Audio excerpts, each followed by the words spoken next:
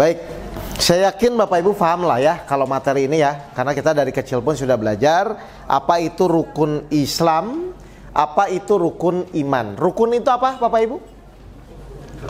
Rukun itu apa?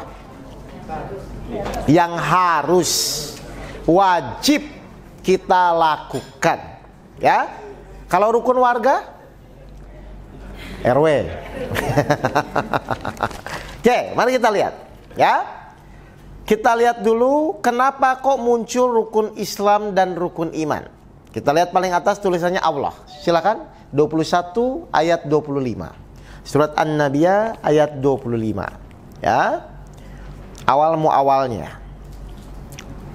Dan kami tidak mengutus seorang rasul pun sebelum engkau Muhammad, melainkan kami wahyukan kepadanya bahwa tidak ada Tuhan yang berhak disembah selain aku. Maka sembahlah aku. Ini statement Allah jelas sekali ya Pak ya. Jadi kenapa munculnya nanti ujung-ujungnya rukun Islam, rukun iman itu diawali dari statement Allah bahwa tidak ada Tuhan yang berhak disembah kecuali Allah. Ini clear statementnya. Jadi memang kita harus menyembah Allah. Baik, karena memang ada yang disembah, berarti harus ada yang menyembah. Betul ya? Nah, siapa yang menyembahnya? Maka Allah menciptakan jin dan manusia. Tapi ini dibahasnya manusia. Silakan 16 ayat 72. Dan surat 2, ya udah tadi 16:72 aja. Dan Allah menjadikan bagimu pasangan suami atau istri dari jenis kamu sendiri. Oke, terus? Dan menjadikan anak dan cucu bagimu dari pasanganmu. Terus? Serta memberimu rezeki dari yang baik. Jadi Allah itu ternyata sudah mempersiapkan namanya pasangan, suami istri, laki-laki dan perempuan. Berarti semua orang tuh sebenarnya sudah ada pasangannya belum? Nah ini rame nih biasanya kalau ini. Semua orang tuh harusnya sudah ada pasangannya belum? Nah pertanyaan kedua, kok ada Pak Ustadz yang belum nikah-nikah? Benar gak ini? Pertanyaan saya, kesalahannya di ayatnya atau pada diri orangnya? Itu diri kitanya Bu. Sebenarnya Allah tuh menciptakan pasangan. Atas, bawah, kanan, kiri, baik, buruk, kan begitu kan? Laki-laki, perempuan. Jadi sebenarnya Allah menciptakan pasangan. Masalah Bapak Ibu misalnya belum dapat pasangan, pasti ada yang salah di situ. Mungkin Bapak Ibu selama ini tidak mengerti pembelajaran apa yang Allah berikan kepada kita. Pokoknya doa, minta jodoh, tapi pembelajarannya apa? Nah itu padahal yang penting itu kenapa ya? Kok Allah belum memberikan saya pasangan? Ini ada kasus, ini langsung real aja. Jadi pas waktu saya ngisi kajian di Jakarta malah saya jarang workshop Pak. Saya kajiannya rutin paling ke masjid-masjid ya, atau majelis taklim. Waktu saya ngisi di masjid di daerah Bekasi, terus ada seorang datang kepada saya, Ustadz tolong saya katanya. Kenapa Bu? Saya tuh sekarang khawatir dengan anak saya. Anak saya sudah 26 tahun. Ya. Kebetulan dia seorang dokter juga, tapi dokter umum. Anaknya, ibunya juga dokter. Terus dia bilang, ini anak saya sampai sekarang belum menikah-nikah. Tiap mau nikah gagal terus. Nah, dia udah khawatir nih. Akhirnya, terus saya udah berdoa Ustadz, saya udah sedekah, minta didoain ke anak yatim. Tapi kok tetap anak saya belum nikah-nikah gitu kan. Nah, dia itu ngobrol seperti itu tuh menfokus kepada pembelajaran atau terjebak di kejadiannya. Nah, kebanyakan orang begitu kan? Ya udah Bu, coba saya mohon kepada Allah. Ya Allah, ini tuh pembelajarannya apa? Atas izin Allah, saya tiba-tiba nanya ke si ibu itu, Bu mohon maaf. Ibu waktu itu pernah nggak terucap? Nak, kamu pokoknya karir dulu, jodoh nanti saja. Nangis langsung dia Pak. Betul nggak? Iya Ustadz. Baik. Pulang, sebelum tidur sholat tobat, ibu ralat ucapan itu. Akhirnya dia sholat tobat. Saya kajian kan sebulan sekali di masjid itu. Datang lagi bulan berikutnya, Ustadz ini undangan anak saya mau nikah. Jadi kalau kita mengerti pembelajaran di balik kejadian itu, mudah Bapak Ibu. Makanya sekarang Ibu belajar dulu di workshop pertama 7 IPH. supaya membersihkan kolbunya. Kalau sudah kolbunya bersih, Allah gampang ngasih pembelajarannya. Tapi kalau kotor, ujung-ujungnya ngeyel. Jelas Bapak Ibu? Padahal dia sudah khawatir, sudah bertahun-tahun. Itu kan sebenarnya, itu hal yang wajar ya. Kan kita bilang, nah kamu karir dulu, jodoh nanti, kan sebenarnya wajar ya. Tapi apa? Menurut Bapak Ibu yang gak wajar di mana? Mengatur Allah tentang urusan jodoh, hati-hati ini. Banyak yang kena di sini Bu. Jamaah saya itu yang curhat tuh banyak yang kena di situ. Jelas Bapak dan Ibu ini sih Mumah? Baik, jadi Allah menciptakan manusia berpasang-pasangan. Tapi semuanya tujuannya apa? Turun ke bawah, mengabdi kepada Allah. Silakan 51 56 dibuka lagi.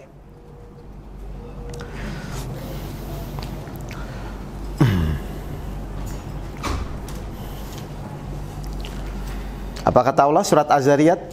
Ini umum Bapak Ibu. Aku tidak menciptakan jin dan manusia melainkan agar mereka beribadah kepadamu. Baik, tadi saya sudah bahas ya. Fokus kita adalah ternyata apapun yang kita lakukan, kegiatan apapun yang selama ini kita lakukan, ternyata tujuan cuma satu, yaitu untuk mengabdi atau beribadah kepada Allah. Ibadah itu apa tadi? Kemarin saya jelaskan. Mewujudkan keinginan Allah. Dalam rangka apa mewujudkan keinginan Allah? Dalam rangka apa mewujudkan keinginan Allah? Untuk mendapatkan pahala. Jadi kalau saya simpulkan secara keseluruhan, ibadah itu adalah kegiatan apapun dalam rangka menghasilkan pahala. Berarti kalau Bapak Ibu melakukan kegiatan tidak menghasilkan pahala, sia-sia atau tidak? Sia-sia. Banyak orang yang menyesal dalam hidupnya. Misalnya ibu sudah, saya mau buat sarapan buat suami saya. Niatnya karena Allah atau karena suami? Ngasih sarapan kan. Ibadah itu apapun dalam rangka menghasilkan pahala. Kalau karena suami dapat pahala nggak? Nggak, harus karena Allah. Baik ya Allah, ini saya buat sarapan buat suami saya. Tapi karena Allah, biar jadi pahala ya. Datang ke ruang tengah, nyiapin, Mas nih makan. Pas dimakan, suaminya bilang nggak enak. Kira-kira ibu harusnya tersinggung atau tetap menerima? Kenapa? Yang penting dapat pahala. Nggak enak, makan aja lagi sendiri. Kalau tersinggung, loh iya kan? Kan udah dapat pahala dari Allah. Kalau tersinggung, dapat pahala nggak? Maka pahala ibu yang tadi nol jadinya. Dan setan kerjanya ingin seperti itu. Tuh, sering udah capek nasi goreng, dikasih ke suami, suaminya tersinggung, akhirnya ibunya tersinggung, akhirnya bapak ibu nol, tidak dapat pahala apa-apa. Makanya banyak orang yang nanti tuh menyesal bapak ibu. Benar nggak orang mati banyak menyesal? 14 ayat 44. Mari kita lihat. Ya, banyak orang mati menyesal. Dan berikanlah peringatan Muhammad kepada manusia pada hari ketika ajab datang kepada mereka. Terus? Maka orang yang zalim berkata, ya Tuhan kami, berilah kami kesempatan kembali ke dunia. Tuh, kenapa dia minta ke dunia Bu? Menyesal. Terus? Walaupun sebentar. Tuh, coba Bu. Terus? Niscaya kami akan mematuhi seruan Engkau dan akan mengikuti rasul-rasul. Nah, coba saya mau nanya ya. Berarti di ayat ini Allah tahu nggak nanti ketika kita mati itu banyak yang menyesal? Tahu bahwa nanti pas manusia mati itu banyak yang menyesal. Kenapa menyesal? Kegiatan yang dia lakukan tidak menghasilkan pahala. Loh kan saya sudah baik, sudah loh, bukan karena Allah. Ayo. Ya nggak ada. Pokoknya ibadah itu adalah apapun yang dilakukan dalam rangka menghasilkan pahala. Sedangkan pahala bisa dikasih kalau bapak ibu hanya mencari ridho Allah. Jadi terserah kejadiannya apapun. Yang penting niat bapak ibu seperti apa kepada Allah. Kira-kira Allah tuh tahu nggak kita tuh karena Allah tuh bukan? Ya sudah, nggak usah pencitraan, jalan aja karena Allah. Ya kan ngapain pencitraan? Rugi kok. Pencitraan nggak jadi apa-apa. Ada kegiatan dua orang yang sama. Meskipun sama, niatnya tentu belum tentu sama. Betul? Mungkin yang satu karena Allah berarti dapat pahala, yang satu karena pencitraan tidak dapat pahala. Rugi, dua-duanya capek kok. Makanya orang yang karena pahala itu pasti tidak akan pernah lelah hatinya. Kenapa sih kamu ngurus terus istri kamu? Kan dia cerewet. Pahala. Keren, Pak. Biarin aja. Emang berapa lama sih Bapak Ibu bertahan istri cerewet? Paling juga 70 tahun kan ya?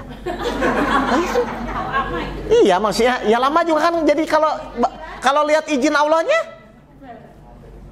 ayo, benar nggak? Berapa lama sih kita tuh nikah paling? Atau saya mau nanya, kalau Bapak Ibu sabar menjalankan perintah Allah, hasilnya tuh bahagia atau sesak napas? Nah, berarti sabar yang benar tuh hasilnya pasti bahagia. Nggak mungkin Bapak Ibu sesak napas, karena sabar itu perintah Allah. Gimana caranya sabar? Ikut workshop pertama. Loh iya kan ini materinya lain. Ngerti ya Bapak Ibu ya? Oke, sekarang karena tujuan mengabdi kepada Allah, berarti kita pedomannya harus apa di bawahnya? Al-Quran dan Al-Hadis. Nggak usah kreatif sendiri, cukup ikuti yang sudah ada. Baik, kita lihat kata kuncinya ya. Bagaimana kita bisa menjalankan Al-Quran? Apa yang harus kita lakukan? Contoh gini, saya punya mobil Pak, ya. Kalau nggak ada bensinnya, bisa nggak jalan?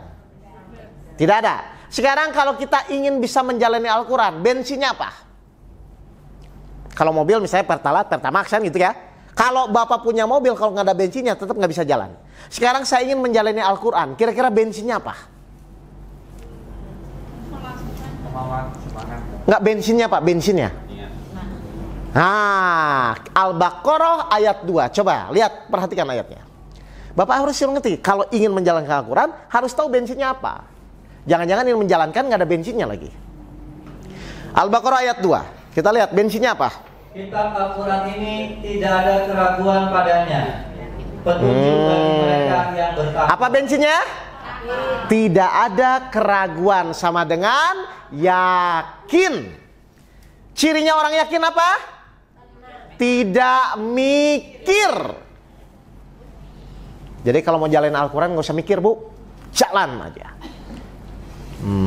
Kenapa kamu sabar? Saya yakin sabar itu bersama Allah. Terus si tetangganya nongol, tapi kan kalau kamu sabar diinjek-injek. Ayo benar nggak ini?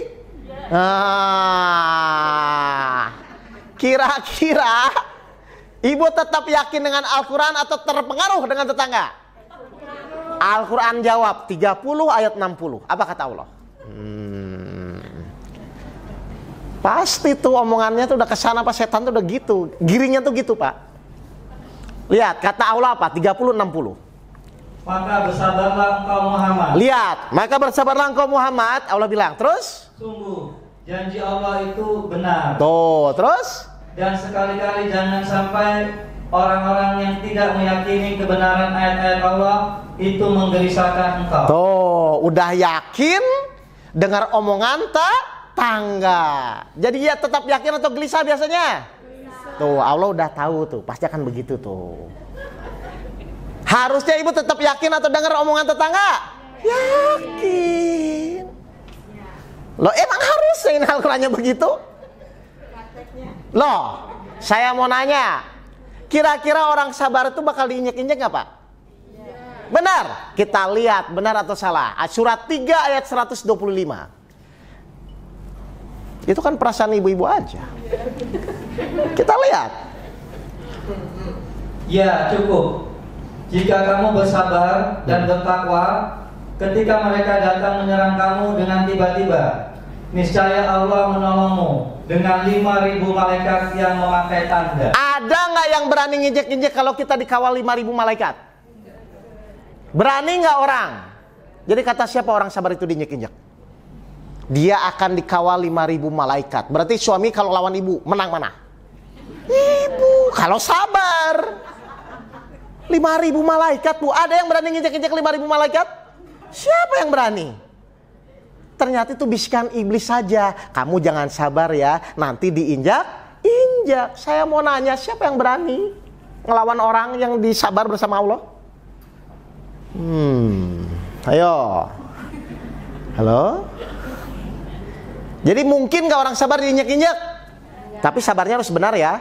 Awas, jangan salah sabarnya. Sabar itu bukan menahan, Pak. Bukan. Merubah pola berpikir yang tadinya melihat kejadian menjadi izin Allah. Itu perlu latihan memang. Jadi kalau sabar itu sebenarnya menang atau kalah? Menang. Kan banyak riwayat Rasul di Sirah Nabawi itu. Cuman 300 melawan berapa? Kan tetap menang kan? Karena Allah turunkan bantuan malaikat. Nah ini kita sabar nggak nih? Sabar, suara begini atas izin Allah.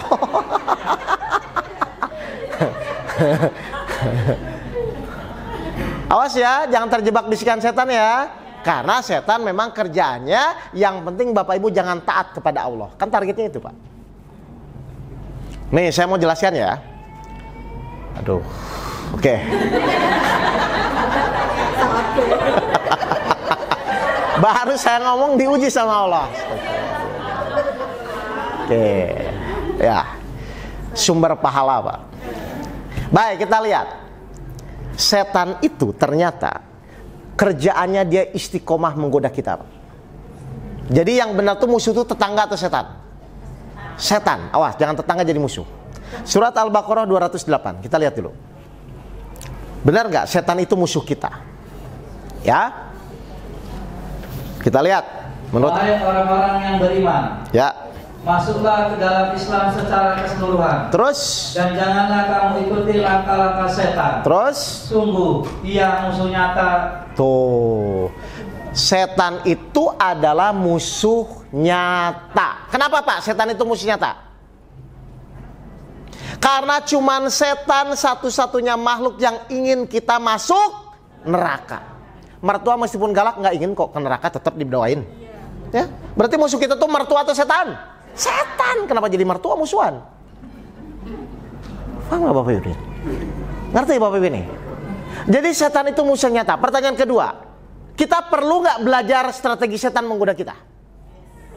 Perlu dong. Nah, yang namanya musuh itu, Pak, berarti dia akan mempelajari strateginya. Kita pun harusnya mempelajari strateginya. Saya mau nanya, pernah nggak Bapak Ibu belajar strategi setan menggoda kita? Hah? Nah, terus kalau perang kira-kira kita menang atau kalah kalau begitu? Kalah duluan. Berarti sekarang kita harus mengerti cara setan menggoda manusia. Kira-kira kalau saya jadi setan mau menggoda Bapak Ibu, apa yang harus saya lakukan? Apa, Pak? Nah, ini. Kita menjalani hidup, tapi kita tidak tahu setan itu bagaimana cara menggodanya. Harusnya minimal kita tahu, Pak. Nih, saya jelaskan ya. Bagaimana cara setan menggoda manusia. Ini salah satunya, meskipun banyak strateginya. Mudah-mudahan Bapak Ibu bisa mengambil pelajarannya. Surat 7 ayat 20. Cara setan menggoda manusia. Silakan. Kemudian setan membisikkan pikiran jahat kepada. Baik, salah satu setan membisikkan apa? Ke arah mana? Pikiran dulu ya. Nah ini yang sering dipakai setan tuh di sini. Terus? Agar menampakkan aurat mereka yang selama ini tertutup. Baik, terus? Dan setan berkata, Tuhanmu hanya melarang kamu berdua mendekati pohon ini. Stop. Kan setan itu tahu Nabi Adam dan Siti Hawa itu Allah kan larang ya. Adam, Hawa silakan kamu berkeliaran di surga, tapi kamu jangan dekati apa? Pohon huldi. Nah, setan tahu ini. Kira-kira kalau saya jadi setan, berarti target saya apa kalau begitu? Dibalik aja supaya Adam dan Hawa makan huldi, kan begitu aja sebenarnya. Setuju ini? Nah, dia akan begitu. Berarti yang dikejar setan itu apanya berarti? Tidak taat. Ketaatannya yang akan dikejar kepada Bapak dan Ibu. Hati-hati ini. Jadi kalau saya jadi setan, saya akan menggoda Bapak Ibu supaya Bapak Ibu tidak taat. Kenapa seperti itu? Karena setan pernah trauma kejadian. Coba sebentar. Di surat 2 ayat 34. Ini masalahnya Pak. Setan tahu ini dikerjain kita sebenarnya. Silakan. Dan ingatlah ketika kami beriman kepada para malaikat sujudlah kamu kepada Adam. Terus? Maka mereka pun sujud kecuali iblis. Ya. Ia menolak dan menyombongkan diri, dan ia termasuk golongan yang kafir. Oke, 35-nya. Lihat, setan trauma kejadian ini soalnya. Karena tidak taat. Terus 35-nya? Dan kami berfirman, wahai Adam, tinggallah engkau dan istrimu di dalam surga. Terus? Dan makanlah dengan nikmat berbagai makanan yang ada di sana sesukamu. Terus? Tetapi janganlah kamu mendekati pohon ini. Nah, perintahnya jelaskan ini kan? Berarti Nabi Adam dan Siti Hawa itu perintah Allah tidak boleh makan huldi kan gitu kan? Nah, setan kan tahu nih. Pas setan tidak taat kepada Allah, dia bertahan di surga atau dikeluarkan? Nah, dia dendam, Pak. Oke, kalau saya gitu, saya buat manusia juga tidak taat. Gitu, Pak. Oke, jelas? Balik lagi ke 720. Ini saya mau cerita dulu ayatnya gitu loh. Oke. Di surat 720, setan terus menggoda. Ayo, kamu deketi aja huldi. Kan cuman deket aja. Yang penting deket aja, kan gitu kan? Nah, saya nggak marah, Mas. Saya cuma ingin ngasih tahu. Udah sama aja gitu loh sebenarnya. Oke, terus. Lanjutannya. Ya, lanjutannya yang tadi 7 ayat 20. Kan dari awal aja udah. Kemudian setan membisikkan pikiran jahat kepada mereka. Terus? Agar menampakkan aurat mereka yang selama ini tertutup. Terus? Dan setan berkata, Tuhanmu hanya melarang kamu berdua mendekati pohon ini. Tuh, hanya melarang kan dibuat gitu kan? Padahal intinya adalah ketaatannya. Bukan masalah dekat atau jauhnya sebenarnya kan. Nah, setan tuh yang penting geser dulu sedikit gitu loh, Pak, Bu. Ngerti? Oke, terus? Agar kamu berdua tidak menjadi malaikat atau tidak menjadi orang yang kekal dalam surga. Nah, setan ngebisikin apa? Poinnya supaya Adam dan Hawa gelisah akhirnya atau jadi ragu-ragu tuh apa? Tentang apa?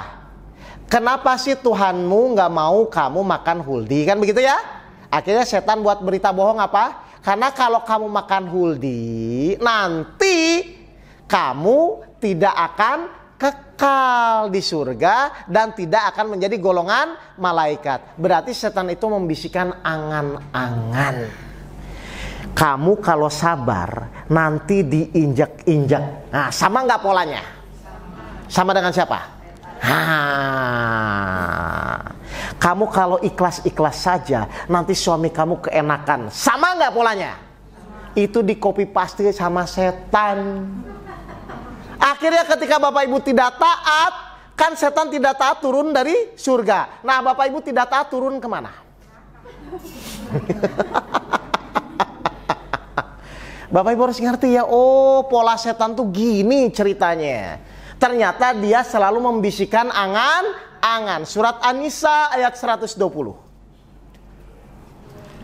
Hati-hati ya, Bapak Ibu ya harus ngerti ya ini ya. Oh, cara setan tuh gini, biar Bapak Ibu waspada gitu loh.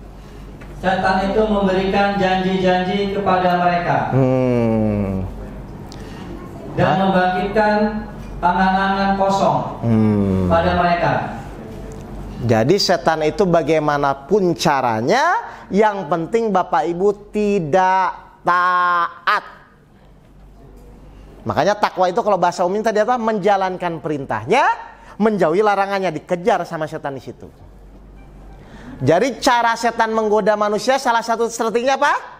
Membuat kita tidak taat. Caranya membuat tidak taat harus mikir. Makanya tadi saya bilang kalau ada kejadian langsung diterima, jangan mikir. Karena setan akan masuk dari situ. Dan kalau ibu sudah banyak mikir, ujung-ujungnya nggak akan nerima. Nggak bisa, Ustadz. Nah begitu jadinya. Padahal terima tidak terima pun Allah akan paksa Bapak Ibu harus menerima. Ngapain ngelawan Allah? Jelas nggak Bapak Ibu ini? Oke, misalnya pertanyaan saya sederhana, ya. Misalnya ya, saya Bapak Ibu mau tinju sama Mike Tyson. Kira-kira khawatir kalah nggak? Hah? Lo khawatir dong, pasti kalah, ngapain khawatir? Saya ulang. Coba direnungkan dulu. Loh, saya mau tinju sama Mike Tyson. Kira-kira perlu nggak khawatir kalah? Kenapa? Ya pasti kalah, ngapain khawatir lagi? Lo khawatir tuh kalau seakan-akan ada sedikit kemampuan kita bisa menang. Boleh khawatir. Lah ini pasti kalah, apa yang dikhawatirkan? Loh, benar ini. Tenang pikirannya. Saya ngerti udah sore nih. Saya, Bapak Ibu mau melawan Mike Tyson. Perlu nggak khawatir kalah? Nah, kamu pasti kalah kok. Apa yang dikhawatirkan? Ngerti? Baik, sekarang di dalam menjalani hidup ini ada keinginan Allah, ada keinginan manusia. Kira-kira kalau tinju, kalau berantem, yang menang keinginan siapa? Terus kenapa khawatir keinginannya tidak terwujud? Dong masih kalah. Nah, aneh nggak kita ini? Ustadz, saya khawatir, takutnya dosanya loh. Kalau memang nggak dikabulkan mau apa? Mau pasti kalah. Sering nggak kita khawatir terhadap sesuatu kalau keinginan kita tidak terwujud? Nah, lucu nggak? Nah iya, mengkhawatirkan yang pasti kalah ngapain? Nah, yo, anak ibu ujian, apa yang dikhawatirkan? Nah, padahal kalau jelek memang kita mau apa? Tinggal nanti ke depannya, nak kamu les yang baik kan gitu aja kan? Nah inilah Bapak Ibu terus belajar ilmu kehidupan tuh ini. Takutnya selama ini Bapak Ibu nggak sadar, setan terus menang gitu loh Pak, Bu. Jadi kalau sudah berangan-angan apa yang harus dilakukan? Langsung jalan saja. Nggak usah mikir. Nih, di rumah bangun jam 3.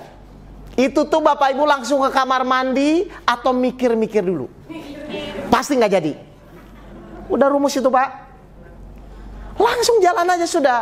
Mau minta maaf, kira-kira mikir-mikir dulu atau langsung minta maaf? Udah. Setan tuh memang begitu kerjaannya. Siti Hawa, Nabi Adam dibuat mikir. Akhirnya stres sendiri. Akhirnya tergoda, terjebak, turunlah dari surga. Gara-gara kebanyakan mikir.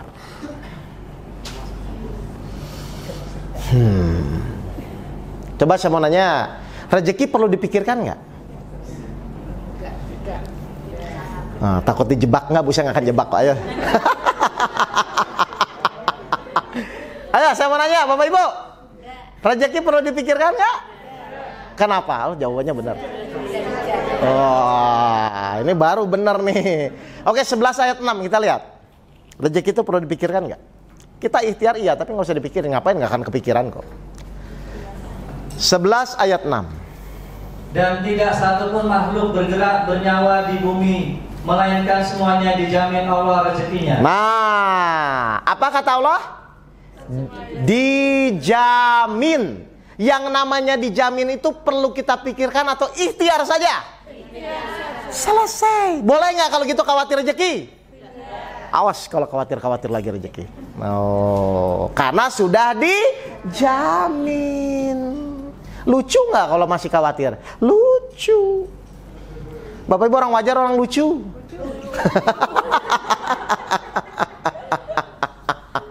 Tinggal ikhtiar, berdoa kepada Allah, berikan rezeki yang barokah, jalan sudah. Kenapa masih khawatir? Sebanyak apapun Bapak Ibu punya rezeki itu tetap makan 3 piring kan sehari? Karena uang banyak nggak mungkin 10 piring kan? Nah, terus khawatir apa? Ustadz, tapi kan anak saya bagaimana? Kan begitu ya? Misalnya besok anak ibu, Bapak Ibu minta kuliah, terus belum punya uang. Pertanyaan saya, Bapak Ibu jawabnya uang dari mana atau insya Allah pasti Allah ngasih? Nggak, biasanya. Kan? Lah, kan itu kan? Salah atau benar? Salah, karena ayatnya jelas. 65 ayat 3. Mari kita lihat. Aduh, Bapak Ibu nih. Siap, 65 ayat 3, silakan.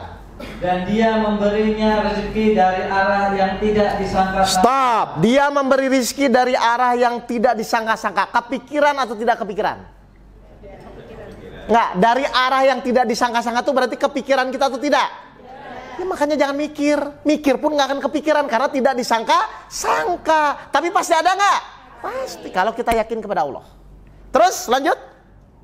Dan barang siapa bertawakal kepada Allah, niscaya Allah akan mencukupinya keperluannya. Baik, berarti yang penting itu tawakalnya atau memikirkan rezeki dari mananya? Tawakalnya, Pak. Bagaimana kita supaya bisa tawakal? Ikut workshop pertama.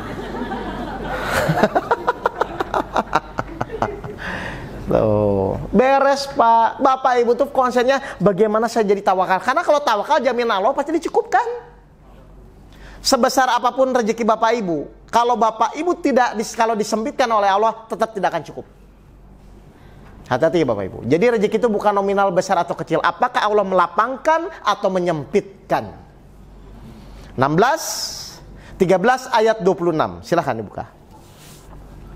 Ini maksudnya. 13 ayat 26.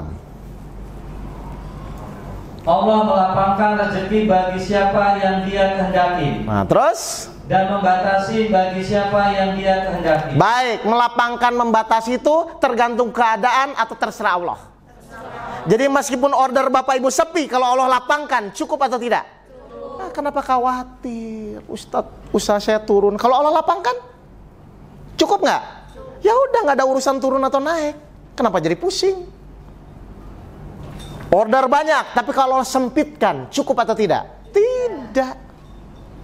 Kenapa pusing sama sempit atau lap? Kenapa pusing dengan masalah order atau tidak ada order? Kerja atau tidak kerja? Urusannya apakah Allah melapangkan atau menyempitkan? Tinggal pertanyaannya, bagaimana supaya Allah melapangkan? Ternyata harus tawakal. Belajar tawakal di workshop pertama. Paham Bapak Ibu sekalian? Oke, kita lanjut lagi diagramnya. Baik. Pedomannya berarti bensinnya apa Pak? Tadi untuk menjalankan Al-Quran? Iman. Cirinya orang beriman? Tidak mikir. Baik. Lalu harus diwujudkan. Ini pentingnya Pak ya. Setelah kita belajar Al-Quran dan Al-Hadis, lalu harus diwujudkan. Kenapa harus diwujudkan Bapak Ibu? Kenapa harus diwujudkan? Kenapa harus dipraktekkan ilmu yang sudah kita pelajari? Supaya apa? Kan kita belajar ilmu, terus disuruh praktek lewat ujian atau kehidupan masalah masing-masing. Kenapa harus dipraktekkan? Supaya apa? Hakul yakin. Saya mau nanya nih. Bapak Ibu, kenapa percaya gula itu manis? Nah, kenapa Pak? Karena sudah merasakan. Meskipun saya ngomong asin, Bapak Ibu percaya saya atau tetap manis? Manis. Kenapa? Sudah merasakan. Makanya kenapa Allah ngasih ujian? Biar Bapak Ibu tuh hakul yakin. Ini Al-Qurannya gini, saya praktik dengan masalah. Oh benar terbukti. Maka Bapak Ibu akan jadi hakul yakin gitu loh Pak, Bu. Ini contohnya surat Al-Baqarah 260. Kita lihat. Al-Baqarah 260. Hakul yakin. Kalau orang sudah beriman jadi tenang nantinya. Dan ingatlah ketika Ibrahim berkata, Tuhanku, perlihatkanlah kepadaku bagaimana engkau menghidupkan orang mati.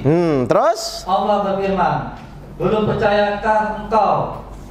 Dia Ibrahim menjawab, aku percaya, tetapi agar hatiku tenang atau mantap. Tuh, terus? Dia Allah berfirman, kalau begitu ambillah 4 ekor burung. Terus? Lalu cincanglah olehmu. Kemudian letakkan di atas masing-masing bukit satu bagian. Terus? Kemudian panggillah mereka. Misalnya mereka datang kepadamu dengan segera. Ketahuilah bahwa Allah Maha Perkasa, Maha Bijaksana. Kenapa Nabi Ibrahim minta pembuktian ini Pak? Biar hakul yakin. Kalau sudah yakin total, kira-kira bahagia atau tidak? 13 ayat 29. Mari kita lihat. Benar nggak kalau kita sudah beriman dengan total kita akan bahagia? Gitu aja Bu, menghadapi hidup itu. Orang-orang yang beriman dan mengerjakan kebajikan, mereka mendapat kebahagiaan dan tempat kembali yang baik. Tuh, jadi orang beriman itu cirinya apa? Bahagia. Berarti kalau sekarang Bapak Ibu belum bahagia pasti kurang iman. Saya udah yakin Pak, tapi enggak. Karena kalau sudah yakin itu tidak ada tapi, barangkali, kalau bisa, seandainya. Nah itu yang sering Bapak Ibu sampaikan, manusiawi. Nah, sering Bapak Ibu bilang begitu. Nah, itu ternyata kata-kata dari siapa? Ada. Baik, ada pertanyaan? Tidak. Oke, kita lanjut sekarang. Berarti kita harus mempraktekkan. Cara prakteknya dengan apa, Pak? Lihat kanan kirinya. Rukun Islam dan rukun iman. Oke, contoh sekarang. Ya, misalnya kita di rukun Islam disuruh syahadat. Syahadat itu apa sih Bapak dan Ibu? Apa? Syahadat itu pernyataan. Pernyataan apa? Berjanji akan mengikuti Allah dan Rasulnya. Coba kita buka dulu surat 3 ayat 102 dan Al-Baqarah 151. Surat Al-Imran dulu 102. Ya, ini cuma saya nggak bahas semua ya. Maksudnya ini secara umum lah. Bapak Ibu kan tinggal baca bisa. Silakan. Wahai orang-orang yang beriman, bertakwalah kepada Allah sebenar-benarnya takwa. Sebenar-benarnya takwa kepadanya. Dan janganlah kamu mati kecuali dalam keadaan muslim. Nah, jadi muslim itu apa Bapak Ibu? Berserah diri kepada Allah dan Rasulnya. Coba Al-Baqarah 151. Terakhir ini untuk rukun iman Islam. Silakan. Sebagaimana kami telah mengutus kepadamu seorang Rasul Muhammad dari kalangan kamu yang membacakan ayat-ayat kami, mensucikan kamu, dan mengajarkan kepadamu kitab Al-Quran dan hikmah sunnah. Jadi mengikuti Allah dan Rasulnya itu syahadat. Apa salah satu yang diikuti Rasul itu? Apa yang harus salah satu kita mengikuti Rasul itu apa? Salah satunya? Akhlaknya. Akhlak ya. Jadi yang diikuti itu akhlaknya Pak, Bapak Ibu. Berarti silakan belajar Islam dimanapun, metodenya seperti apapun, tapi ujung-ujungnya harus akhlak yang mulia. Awas ya.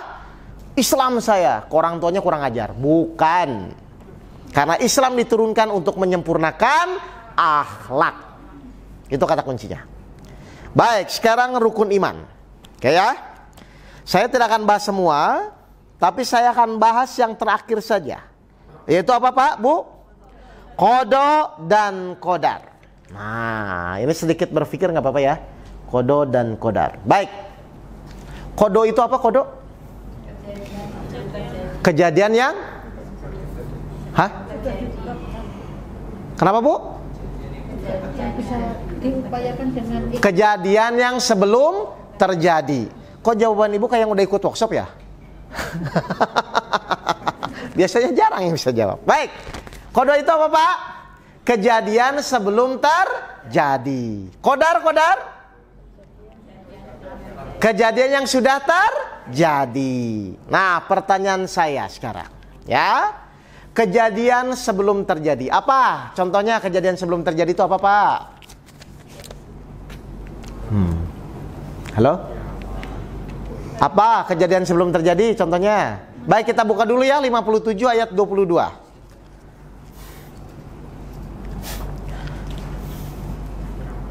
Kita lihat. Setiap bencana yang menimpa di bumi dan yang menimpa dirimu sendiri, semuanya telah tertulis dalam kitab Laut Mahfuz. Terus? Sebelum kami mewujudkannya. Nah, sekarang pertanyaan saya, Dajjal turun tuh akan terjadi belum, Pak? Belum. Oke, berarti qada atau qadar? Qada. Ingat ya, Pak ya? Jadi kejadian itu belum terjadi, tapi sudah Allah tetapkan. Mengerti Bapak Ibu ini? Untuk apa sih Allah buat qada dan qadar? Sebenarnya nanti di workshop 3 saya jelaskan ini lebih detail. Ini cuma gambaran umum. Jadi gini. Di sini ada qada, kejadian sebelum terjadi, ya. Di sini ada qadar, kejadian setelah terjadi. Contoh, misalnya Bapak Ibu dapat kejadian, ya. Misalnya Allah kasih apalah, kejadian apalah, misalnya sakit gitu ya. Nah, ketika Bapak Ibu sakit itu, kalau Bapak Ibu menerima karena Allah, kira-kira qadarnya berubah tidak? Kenapa berubah?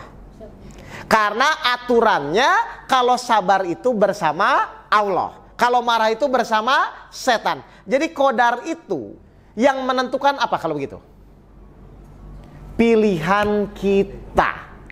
aturannya, kodonya. Sabar itu bersama Allah, marah itu bersama setan. Itu aturannya sebelum terjadi. Tapi pilihan kodarnya, kejadian yang akan terjadinya tergantung dari diri kitanya. Kalau Bapak Ibu beriman, Allah bersama. Kalau tidak yakin, bersama setan. Itu maksudnya. Kalau Bapak Ibu berbuat baik, maka kodarnya Bapak Ibu masuk surga. Tapi kalau Bapak Ibu berbuat jahat, maka kodarnya masuk neraka. Jadi posisi manusia itu berjalan di tengah-tengah. Makanya kenapa harus menjelaskan ini? Agar kamu tidak bersedih hati terhadap yang luput dari kamu dan tidak terlalu bergembira terhadap yang kamu dapatkan. Surat 57 ayat 23. Nah, berarti kalau Bapak Ibu sudah tahu seperti itu, kan tenang-tenang saja kan? Kalau saya ingin kodarnya baik, ya berbuat baik. Ini kebanyakan berbuat buruk tapi ingin kodarnya baik. Nggak bisa dong, karena aturannya tidak begitu. Matahari terbit dari mana? Timur ke barat. Itu sudah menjadi ketetapannya. Ibu mau meraung-raung pun doa minta dari barat ke timur, nggak bisa, Bu. Karena ketetapannya dari timur ke barat. Faham ini Bapak Ibu semua? Ya, jadi Allah membuat suatu ketetapan itu supaya manusia paham. Tinggal mau taat atau tidak taat. Kalau taat tidak taat, ketetapan atau pilihan? Taat dan tidak taat, ketetapan atau pilihan? Pilihan. Marah atau sabar, ketetapan atau pilihan? Pilihan. Makanya manusia itu pasti akan dimintai pertanggungjawaban. Kalau semua ketetapan, Bu, manusia akan dimintai pertanggungjawaban. Kan semua keinginan Allah kalau begitu. Nah, jadi perbedaan manusia dan yang lain itu apa? Diberikan namanya pilihan. Makanya setiap jiwa akan mempertanggungjawabkan apa yang sudah dilakukan. Baik, ada pertanyaan? Kalau tidak, cukup sekian. Berarti kita akan bertemu di workshop yang ketiga, keempat. Atau misalnya kalau ada workshop yang belum workshop 1, berarti dibuat workshop 1, gitu aja. Ini paham ini Bapak Ibu nih? Ya, jadi apa kesimpulannya yang harus kita lakukan nih workshop mengenal Allah ini langkahnya? Nah, meluruskan niat. Terus yang kedua, tingkatkan ketaatan. Yang ketiga apa? Mohon agar diberitahu pembelajarannya. Biar jangan terjebak di kejadian. Pasti dikasih tahu kok Pak. Ya Allah, sebenarnya ini masalah saya tuh nggak selesai-selesai. Apa sih pembelajarannya? Coba deh mohon kepada Allah. Kalau Bapak Ibu sudah mengikuti, pasti nanti Allah kasih tahu. Bisa lewat ilham, lewat mimpi, lewat kejadian, atau lewat hati, itu bisa pasti muncul. Karena semua orang tuh layak atau misalnya memang pantas untuk diberikan petunjuk. Saya mau nanya nih, kalau Allah ngasih petunjuk itu nanti, Bapak Ibu tuh harus tahu atau tidak tahu? Kalau nanti Allah ngasih petunjuk, kira-kira harusnya Bapak Ibu tuh tahu atau tidak tahu? Hah? Hah? Coba saya ulang pertanyaan saya ini, coba dengerin dulu sebentar ya. Ini bentar lagi kok. Kalau Allah ngasih petunjuk itu nanti kepada kita, kita tuh sebenarnya tahu atau tidak tahu nanti? Hah? Nah, kalau tidak tahu namanya petunjuk atau teka-teki? Loh, namanya petunjuk itu berarti orang yang dikasih itu harus tahu. Bagaimana caranya? Itu urusan Allah. Urusan kita memantaskan untuk diberi petunjuk. Lalu kalau tidak tahu namanya teka-teki Bapak dan Ibu. Ini apa ya? Ya jangan begitu, namanya petunjuk tuh kanan, kiri, kanan, itu jelas itu nantinya. Dan itu urusan Allah untuk memberikan petunjuk. Jadi nanti kalau Bapak Ibu dikasih petunjuk itu pasti akan tahu Pak. Nih salah satu contoh ya. Surat 20 ayat 38. Ini salah satu contoh petunjuk dari Allah. Ketika ibunya Nabi Musa, ya, ya, yaitu ketika kami mengilhamkan kepada ibumu sesuatu yang diilhamkan. Baik, berarti Allah ngasih petunjuk lewat mana nih? Mimpi. Bisa ya Allah ngasih petunjuk lewat mimpi ya? Apa? Coba ilhamnya apa? 39-nya. yaitu letakkanlah dia Musa di dalam peti. Terus? Kemudian hanyutkanlah dia ke sungai Nil. Terus? Maka biarlah arus sungai itu membawanya ke tepi. Baik, ini sudah terjadi atau belum terjadi? Sudah terjadi atau belum terjadi? Belum, kan masih diilhamkan. Nih nanti kamu hanyutkan Musa di kotak, masukkan ke sungai Nil, nanti ketemu Fir'aun gitu ya. Logikanya dibunuh atau tidak harusnya? Dibunuh dong. Kan Fir'aun waktu itu lagi ngebunuhin anak laki-laki kan? Nah ini Allah nyuruh, masukkan ke kotak, hanyutkan di sungai Nil. Kira-kira bayi dihanyutkan ke sungai Nil mati atau enggak? Kalau nggak ada petunjuk, ibu melakukan itu enggak? Nah karena ibunya Nabi Musa tahu ini petunjuk dari Allah dan tidak mungkin Allah mencelakakan, dilakukan nggak? Berarti harus dengan keyakinan atau ragu-ragu? Berarti untuk mendapatkan petunjuk itu boleh nggak ragu-ragu? 64 ayat 11 kita lihat. Benar nggak orang yang beriman itu dapat petunjuk? Nah, silakan. 64 ayat 11 surat At-Taghabun. Ya. Tidak ada sesuatu musibah yang menimpa seseorang kecuali dengan izin Allah. Musibah itu enak atau tidak, Pak? Tapi kalau Allah izinkan, diterima atau tidak? Nah, jadi jangan lihat musibahnya ya, tapi atas izin Allahnya. Terus lanjut, setelah menerima apa? Dan barang siapa beriman kepada Allah, niscaya Allah akan memberinya petunjuk kepada hatinya. Tuh, kalau kita sudah beriman, Allah kasih petunjuk kepada hatinya. Berarti nanti masalahnya beres nggak? Tinggal kita beriman, Pak. Beriman tuh mudah atau sulit? Coba saya mau nanya, beriman tuh mudah atau sulit? Kenapa mudah? Ayo. Karena nggak pakai modal, murah. Ada yang jawab karena udah ikut workshop 1.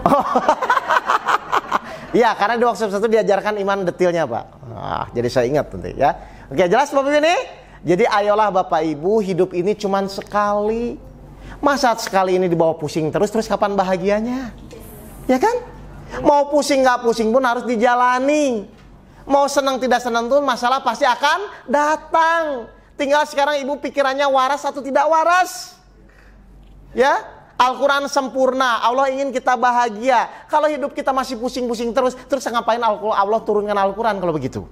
Ya, jadi bagi siapapun orangnya, kalau Bapak Ibu benar-benar yakin mengikuti Al-Quran, insya Allah hidupnya harusnya bahagia. Tinggal bagaimana caranya. Nah, di workshop ini diajarkan caranya. Baik, terima kasih. Ada pertanyaan? Silakan, Pak. Membedakan itu petunjuk Allah sama bisikan setan. Nah, saya ulang. Kira-kira petunjuk itu nanti kita tahu atau tidak tahu? Berarti Allah akan ngasih tahu nggak? Berarti kita bisa membedakan nggak? Bisa, udah, nggak usah dipikirin, pokoknya pasti tahu. Nah, tadi saya mau nanya, petunjuk lewat mana? Satu, terus kedua lewat hati. Setan lewat apa, Mas? Nah itu tahu, bisikan. Bedanya pasti tahu. Jadi ingat ya, kalau Allah mau ngasih petunjuk pasti kita tahu. Ya, kalau ragu-ragu nanti tanya aja nggak apa-apa. Oke, ini tuh petunjuk atau bukan gitu. Saya juga gitu sama guru saya, kalau misalnya saya ragu-ragu pasti akan bertanya. Ya, jelas Mas? Tapi kalau bingung buka aja Al-Quran. Pasti Allah ngasih. Atau misalnya, ya Allah, tolong ya Allah saya mohon petunjukmu dan tolong terangkanlah petunjuk itu kepada saya. Pasti akan muncul. Allah Maha tahu kok. Dan insya Allah pun ingin kita tuh memahami petunjuk kok. Ya, kenapa? Tanda kutip ya, karena memang tugas Allah itu memberikan petunjuk kepada kita. Jadi bagaimanapun pasti dapat, pasti akan ketemu. Nah, cuman permasalahannya ada yang mau menjalani petunjuk, ada yang tidak. Itu kembali kepada kita masing-masing. Makanya waktu kita sholat selalu apa? Mohon kepada Allah, tunjukilah kami di jalan yang lurus. Kenapa harus di jalan yang lurus? Agar selalu mendapatkan petunjuk. Kalau tidak mendapatkan petunjuk berarti jadi sesat. Cirinya orang sesat itu apa? Pusing, bingung, khawatir, stres. Nah itu tahu semua itu. Jangan-jangan mantan sesat semua ini kayaknya. Loh kan saya juga sama dulu. Bingung, pusing Pak, kayak orang sesat. Orang sesat itu pusing Pak. Nah jadi marilah kita belajar ya. nanti ada di workshop keempat saya akan ajarkan bagaimana memahami petunjuk. Saya belum jelaskan karena nanti campur aduk nanti ya. Pokoknya fokus dulu untuk mengenal Allah dulu ya. Baik, Bapak Ibu sekalian, terima kasih. Mohon maaf kalau ada kata-kata saya menyinggung Bapak dan Ibu. Dimaafkan ini Bapak Ibu? Baik, sama-sama terima kasih. Dari saya cukup sekian. Mari kajian ini kita tutup dengan bacaan hamdalah bersama-sama. Alhamdulillahirabbil alamin. Wabil taufiq wal hidayah. Assalamualaikum warahmatullahi wabarakatuh.